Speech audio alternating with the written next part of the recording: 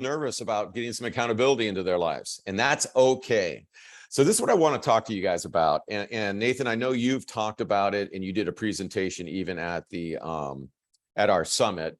Is I really want to talk to you guys about defining your why. And Nathan, you're probably a little bit further ahead because you talk about your why quite a bit.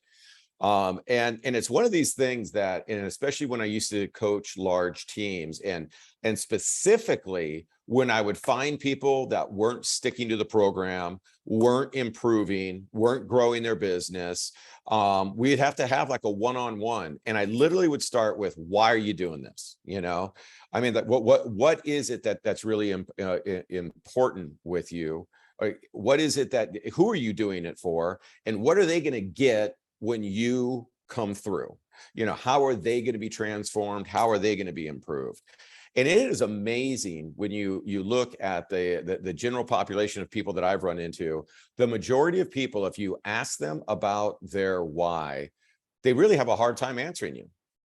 You know, and it almost becomes something of, you know, they almost get defensive. And hey, that might be why some people even are on this call. It's a tough conversation for people to have with themselves, because so many people don't have clarity on what they're really doing. They're rolling out of bed, they're moving through the motions, they're in a program setting with either their work or their family life, and hey, Monday through Friday, this is what we do. So I want to talk to you guys just a little bit about, you know, your why and resiliency, and how this is what we go back to. I've shared the story before. One of the most unbelievable stories I've ever heard in my life was that Mel Fisher, who I believe he's passed on, but he was out of Florida, and for 25 years, he searched for the Spanish galleon. 25 years. He had to keep on asking for money. One of his own sons even passed away in the process. There was an accident, and he kept going, you know, and literally when they asked him, I mean, is it worth it? Or, you know, why did you keep going? He's like, this was my why. This was everything. I knew the gold was out there. I knew I could do it. And I knew that if I just stayed with it, it was going to happen. A lot of times nobody else believed me. My family believed in my why. And even the loss of his son, they were doing what they wanted to do. And he was able to reconcile with that. So I want to ask you just a couple of questions, and then let's just have a roundtable discussion on it. So, I want this to become your mantra. So, you know, we're going to talk about it, David, next week. I really want to get some time and get to, you know you even better, and support you in a big way, and talk about the vision we have with you. So your why, we have to define, what do you love to do? What do you absolutely love to do? And I don't mean like, hey, and you know, some people are like, well, man, I really love sport, just something like that. You know, that's not really good enough. It's, you know, what really gets you excited? An activity that when you wake up and you're like, man, I get to do that, I'm ready to go. You know, I'm ready to jump out of bed and get moving. And then who do you do it for? And this is an interesting thing too, because it's not selfish to even say yourself in part of this.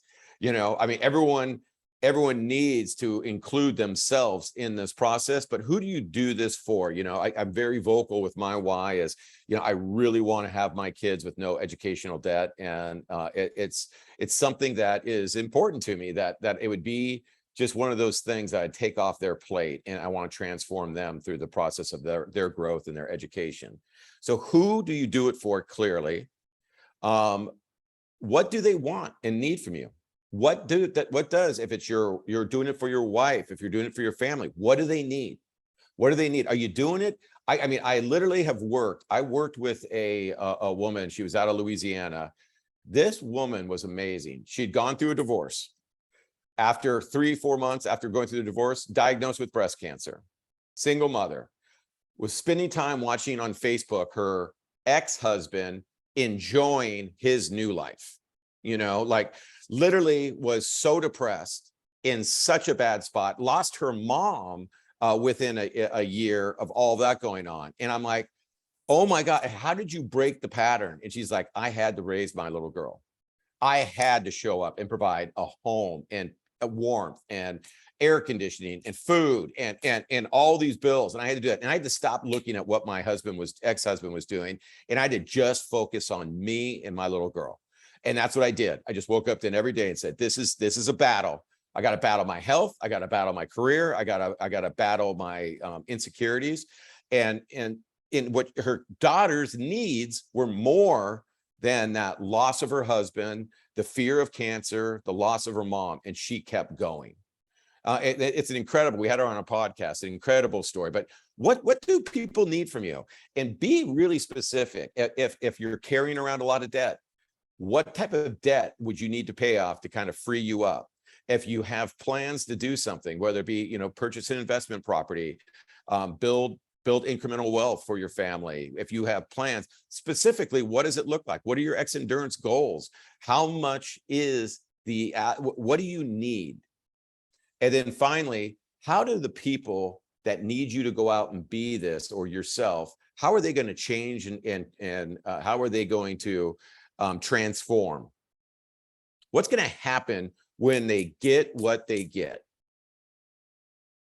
So like, I'll just be kind of generic on myself and be very open with you. Like these are sometimes the mantras that I say to myself. And you really should have a mantra that you're saying to yourself, that just to keep you focused. Because we all know life is going to get you down. Life is going to knock you down a couple of times. Business can be very, very hard, but very hard. Been through, especially business like that where we're in, where you might have that key person that, you're thinking about signing up, or that is in your downline, and next thing you know, they move on to another company, and you just, that business is gone, and you've got to be able to say to yourself, and I say, hey, I always like to state my name, Sean, your passion is this. You're doing it for her. She needs this right now, which includes, could be financial and support, and she is transforming in front of me. I'm talking about my youngest daughter, Penelope, who's really getting after her education in a big way, and it's very expensive. And I sometimes, when I roll out of the rack, I have that Tulane coffee mug, and I'm like, I look in the mirror, Sean, what are you doing this for? Who needs you? You know what? I'm doing this for the family, but right now I'm really working hard for Penelope and to let her have the opportunity to follow her educational dreams. What does she need from me? I have it pretty well defined. I know exactly what we're doing with how much it costs. And then what is going to happen at the end is what's the end game is that she has the ability then to take her passion and improve other people's lives. And we're going to put her out into the world. Hey, I have the same visions for Chantel, who's already graduated. I have another son that's coming up, but this is like the one that really gets me going. And a lot of funds are going out to her. And a lot of people are like, oh my God, that's super expensive. It's like, yeah, it is. And and I have passion around it. And it's my why, I mean, and it could be, my wife is involved in that, providing for the whole family is important, and being consistent. But that's really the one that really drives me. So let's just take a little time and let's kind of share it. And you guys, if you have a why that's really sensitive to you, that's okay. But I'd love to hear kind of what gets you guys going and what gets you rocking. David, do you mind if I start with you? No, I don't mind at all. Happy to share. Mine's probably not as well defined yet as you alluded to, but I think it boils down to kind of like what you said, making life better and easier for my family.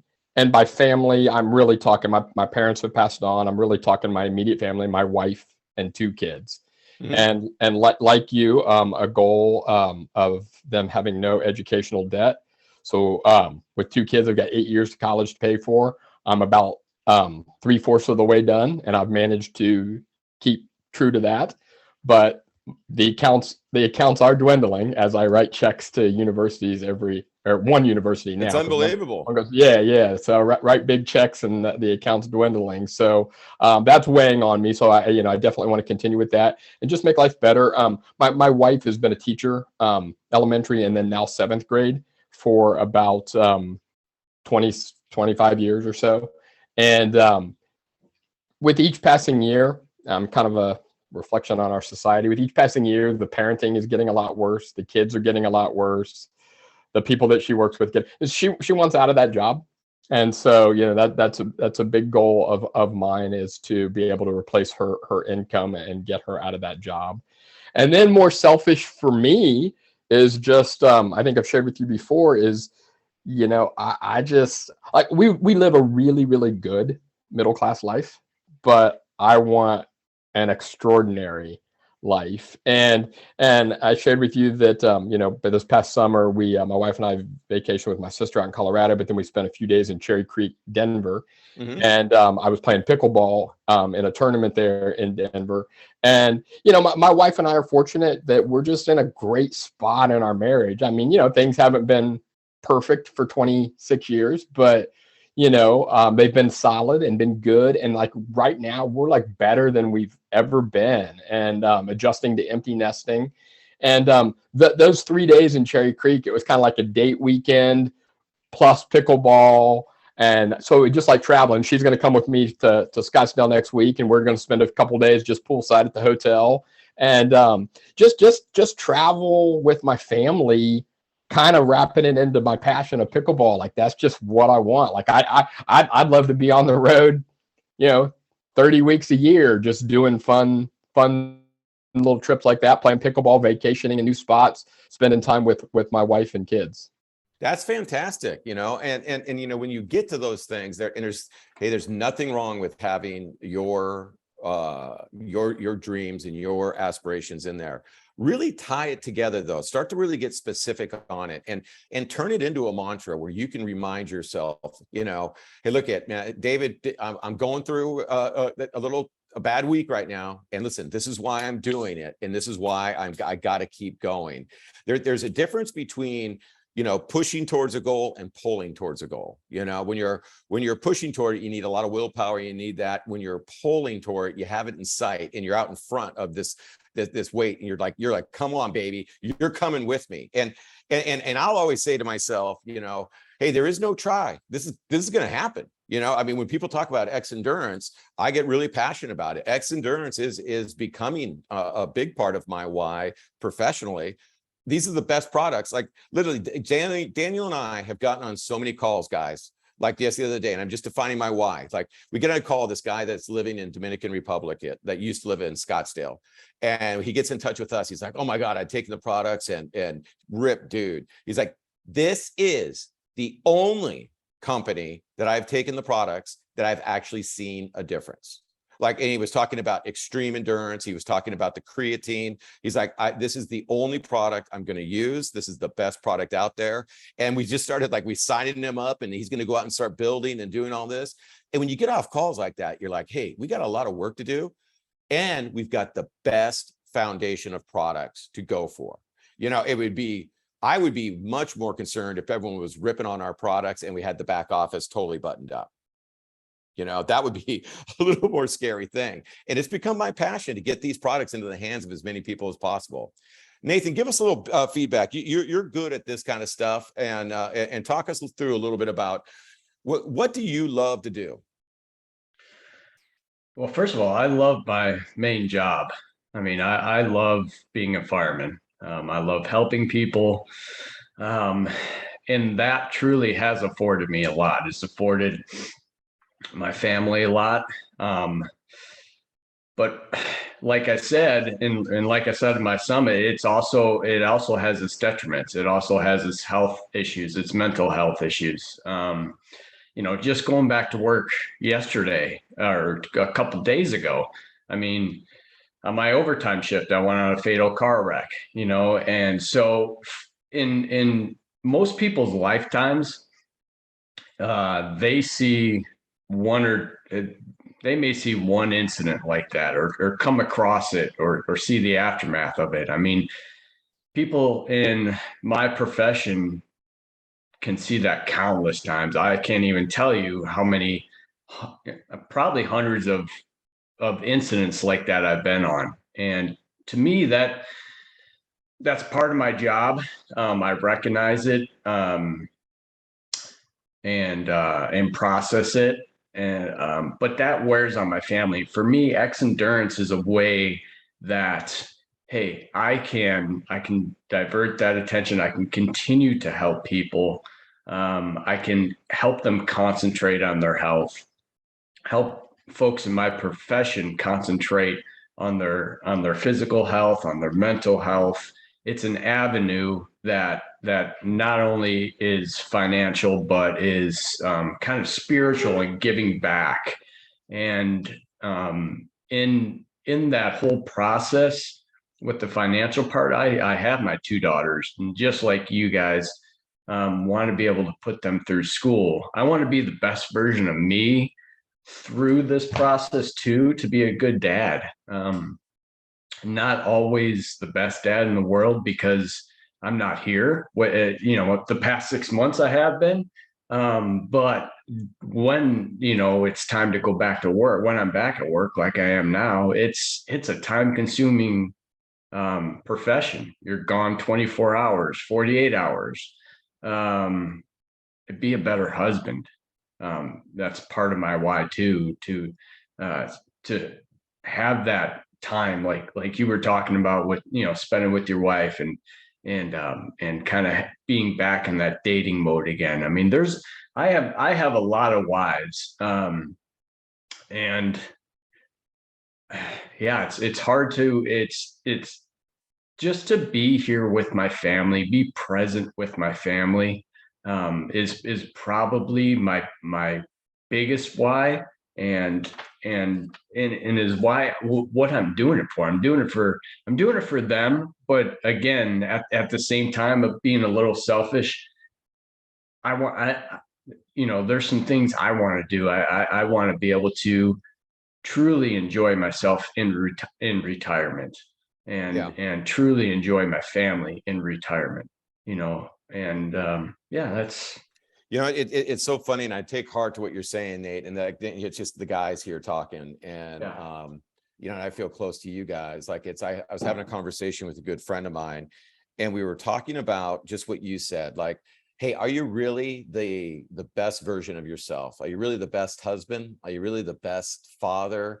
And man, sometimes I'm not, I mean, I just really dropped the ball on some things. And so, I'm really asking a lot of people for feedback, which is a weird thing to do, because you don't always like the feedback that you get. Guys, I came through, I'm still working on it. I really had some issues with communication with my oldest daughter, and we had some real disconnects on some things, and we've been working on it, and it is not fun. It is not fun to open up that mirror and that microscope. But I think that's what I love too about Xendurance, is that this is, I feel like I'm getting into the best health that I've been in almost forever. I mean, I literally really feel good.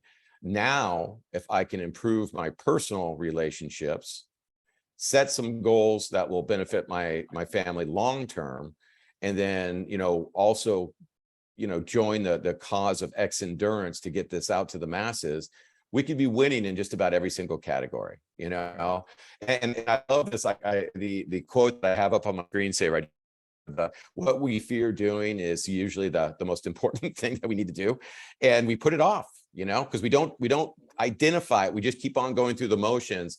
So it's good to have these moments to stop. That's what this call is about. Hey, we're not just going to write out our document now. You guys all know the 135. That's what I was going to start with everyone. Next week, I'm going to present you guys with a more involved, for whoever wants to do it. It's called a 411, and it's a way more powerful document. I didn't expect a big turnout today. So many people replied to it, but this is what happens with humans, especially on a Friday, and it's on Friday, so we get reset for the weekend, and then the next week correctly. It takes people a while to get comfortable with being accountable to themselves. It's not mother, you don't wake up and want to have accountability. And I've scratched and fought it sometimes. And it's just one of those things that we have to do. So Daniel's going to repost the blank or the sample 135 on our Facebook page. What I want you guys to do, your homework is very simple. Start just defining a little bit more of your why. And let's just get it sharpened up just a little bit of, hey, this is who I am. This is what I love to do, and if it's being with your family and being present with your family, That's a beautiful why, you know, that's a beautiful why, I believe. But we got to kind of define that. What does that mean? So I'm going to have, you know, with my time off, I'm going to be engaged in these tasks. I'm going to be engaged in these situations.